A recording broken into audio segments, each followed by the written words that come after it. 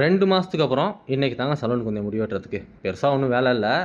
அந்திக்கு போகலாம், பின்னேரம் போகலான்னு நினச்சி படுத்து தூங்கி கடைசியில் 5:40 6:40ன்னு எழும்பி வேலைக்கு தான் லேட்டாக போனேன் தவிர முடி வெட்ட போகலை.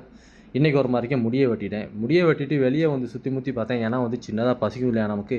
12 மணிக்கு தூங்கி 6 மணிக்கு எழும்புனோம்னாலே கண்டிப்பாக எல்லாருக்குமே பசிக்கும். அப்போ அந்த பசியை போக்குறதுக்கு ஒரு கடையை தேடினேன். இந்த கடை கண்ணில் மாட்டுச்சு. கடைக்குள்ளே போய்ட்டு என்ன இருக்குன்னு கேட்டதுக்கு ஷவர்மா இருக்குனாங்க, பெலாப்பில் இருக்குனாங்க.